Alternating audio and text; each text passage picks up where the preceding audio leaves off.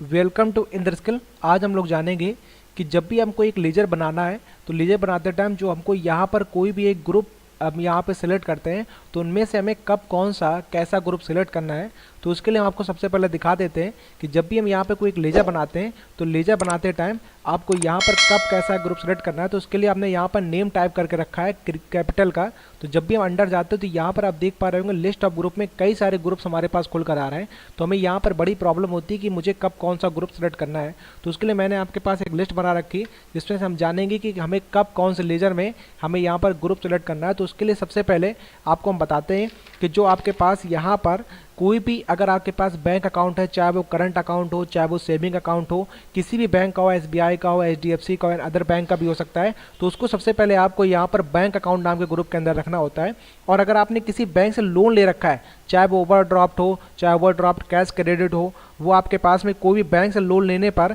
अगर आपने कोई भी उसका लेजर बनाना है, बैंक लोन का लेजर बनाना है, तो आपको बैंक ओडी या बैंक ओसीसी नाम के ग्रुप के अंदर में रखना होता है। और अगर बैंक के अलावा अगर किसी से भी आपने लोन ले कर रखा है, अगर आपने उसमें आपने सिक्योरिटी भी जमा करके रखी, जैसे बजाज फाइनेंस गोल्ड लोन या आपने फाइनेंस पे कोई कार एक ले रखी है, वहाँ पर आपने कोई एक सिक्योरिटी रख करके आपने वहाँ पे लोन ले रखा है, उसको हम सिक्योर्ड लोन पे रखेंगे। और इसके अलावा अगर आपने किसी फ्रेंड से या आपने रिलेटिव से लोन लेकर रखा है जिसमें आपने वहाँ पर कोई भी सिक्योरिटी नहीं जमा की है, या आप चुका पाते हैं या नहीं भी चुका पाते हैं, तो वहाँ पर आपके पास में वो पर्सन या वो दोस्त आपके विरुद्ध कोई एक लीगल एक्शन नहीं ले सकता है। तो उसको आप यहाँ पे अनसिक्योर्ड लोन पे रखते हैं। अगर आपने किसी को एडवांस सैलरी दे रखी, किसी को आपने अगर एडवांस पेमेंट करके रखा है या आपने किसी को लोन दे के रखा है, उसको हम लोन एंड एडवांस एसेट नाम के ग्रुप के अंदर हम लोग उसको रखते हैं। इसके अलावा जब भी कोई व्यापारी अगर व्यापार शुरू करना चाहता है, कोई व्यापारी अगर व्यापार शुरू करना चाहता है, व्यापार पे कोई पैसा लगाता है, तो उसके लिए हम यहाँ पर कोई जनरली आपके पास 4 लेजर होते हैं, कैपिटल, ड्राइंग, एलआईसी और इनकम टैक्स।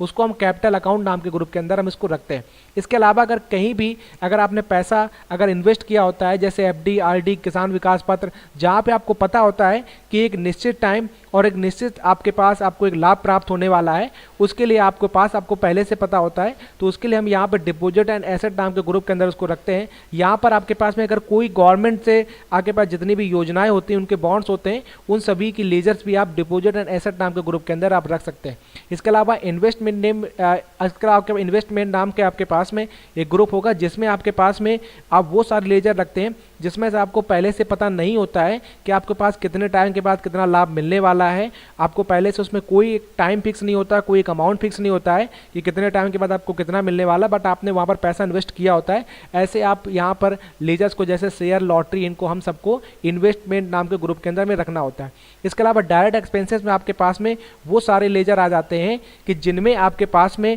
आप जो फैक्ट्री से संबंधित आपके पास खर्च होते हैं, जो भी प्रोडक्ट बनाया गया है उसके प्रोडक्शन के टाइम आपके पास जो भी खर्च होते हैं, वेजेस हुआ, पावर बिल हुआ, फैक्ट्री रेंट, आपके पास में इंश्योरेंस हुआ, ये सारी के सारे आपके पास जो एक्सपेंसेस होते हैं, इन सभी को आप डायरेक्ट एक्सपेंसेस नाम के ग्रुप के अंदर रखते हैं। इसके अलावा इनडायरेक्ट एक्सपेंसेस में आपके पास में वो सारे आपके पास खर्च आ जाते हैं जो आपने ऑफिस से रिलेटेड आपने खर्च किए होते हैं, जैसे कि डिस्काउंट पेड हो गया, रेंट पेड हो गया, कमीशन पेड हो गया, इंटरेस्ट पेड हो गया, bad debts, advertisement, salary paid, ये सब आपके पास में वो सारे खर्चे होते हैं जिनको आपने ऑफिस से रिलेटेड किए होते हैं। इनमें ज़्यादातर हम मोस्टली हमारे पास में ऑफिस में व्यापार करते टाइम ऑफिस से रिलेटेड आपके पास बहुत सारे खर्च होते हैं, तो कई बार हमें इनडायरेक्ट एक्सपेंसेस का आपके पास ग्रुप का ज़्यादा यूज करना पड़ता है, जिसमें से हम जितने लेजर बनाते हैं मोस्टली आपको इनडायरेक्ट एक्सपेंसेस ग्रुप के अंदर ही डालने पड़ते हैं। इसके अलावा हम बात कर सकते हैं इनडायरेक्ट इनकम का। तो इनडायरेक्ट इनकम में आपके पास में जो भी आपने माल सेल किया है और माल सेल करने के अतिरिक्त आपके पास में जो आपको इनकम होती है, यानी माल सेल करते टाइम आपको इनकम होती है, लेकिन उसके अलावा भी आपके पास जो अतिरिक्त आपकी इनकम होती है, जैसे डिस्काउंट रिसीव हुआ,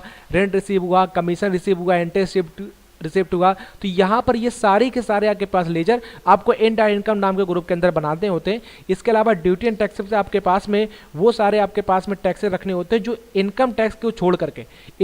आपके इनकम टैक्स को छोड़ करके जो भी किसी भी प्रकार का अगर आप टैक्स यूज करते हैं और उसको आपको यहाँ पे CGST आपके पास में CGST, HGST, IGST एंड आपके पास में CST, VAT, TDS, sale tax, जितने भी आपके पास टैक्स होते हैं सभी को आप ड्यूटी एंड टैक्सेस नाम के ग्रुप के अंदर रखते हैं। इसके अलावा आपके पास में फिक्स एसेट में वो सारी संपत्तियां होती हैं कि जिनको आपने खरीदा होता है लेकिन बेचने के लिए आप नहीं उसको यूज करते हैं, आप उसको जबकि खुद के इस्तेमाल के लिए आप उसको यूज करते हैं। तो ऐसी सारी संपत्तियों को जिनकी आपकी लाइफ भी लॉन्ग होती है उनको हम फिक्स एसेट यानी उनको स्थायी संपत्ति कहते हैं, जैसे मशीनरी, बिल्डिंग, लैंड, कंप्यूटर, ये सारी के सारी आपके पास फिक्स एसेट कहलाते हैं। इसके अलावा प्रोविजंस में आपके पास वो सभी आते हैं जिनमें से आपको व्यापार में आपको फ्यूचर लॉसेस से बचने के लिए आप फ्यूचर लॉसेस से बचने के लिए कुछ फंड बनाने पड़ते हैं जिनको प्रोविजंस बोलते हैं, जैसे कि प्रोविजंस फॉर बैड डेप्ट and provision for income tax. जैसे कि आपका बैड डेप्ट आपको पता होता है कि ये आपको पैसा दे सकते हैं या नहीं भी दे सकते हैं, तो उन सभी लॉसेस से बचने के लिए आप पहले से कुछ लेजर बनाते हैं जिनको प्रोविजन फॉर बैड डेप्ट कहते हैं। इसके अलावा किसी से माल परचेस करते हैं या माल को आप रिटर्न करते हैं, उनकी लेजर परचेस या परचेस रिटर्न की लेजर बनाने के लिए आप जो ग्रुप का इस्तेमाल करते हैं उसको परचेस ग्रुप कहते हैं। एंड इसके अलावा कोई भी किसी को माल सेल करते हैं, अगर उसका सेल किया गया माल अगर आपका वापस आता है तो उसको सेल या सेल रिटर्न का लेजर आपको सेल्स नाम के ग्रुप के अंदर बनाना पड़ता है। इसके बाद अगला हमारे पास है स्टॉक इन हैंड। इसमें आपके पास जो भी ओपनिंग स्टॉक होगा या क्लोजिंग स्टॉक होगा उसको हम स्टॉक इन हैंड में कहते हैं। जैसे आपके पास अगला ग्रुप है सिंडिकेटर। अगर आपने किसी पार्टी से उधार माल खरीदते हो या आपसे कोई पैसे मांगता है, वो आपके लिए लेनदार होता है, तो उसको हम सिंडिकेटर नाम के ग्रुप के अंदर रखते हैं। इसके अलावा आपके पास में जिनको आप अगर उधार माल बेचते हैं या जो जिनसे आप पैसा मांग सकते हैं वो आपके लिए देनदार होते हैं, तो यहाँ पर आप उसको उन पे सेंडी डेब्टर नाम के ग्रुप के अंदर रखते हैं।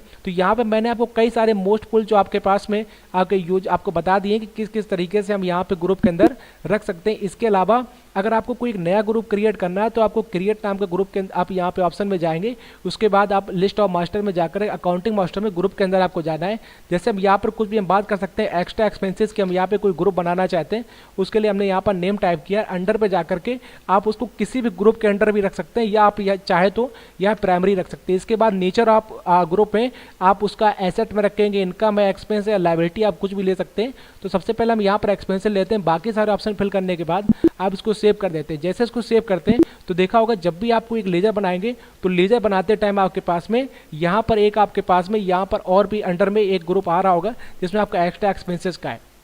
इसके अलावा अगर आप इसमें कुछ चेंजेस करना चाहते हैं तो उसके लिए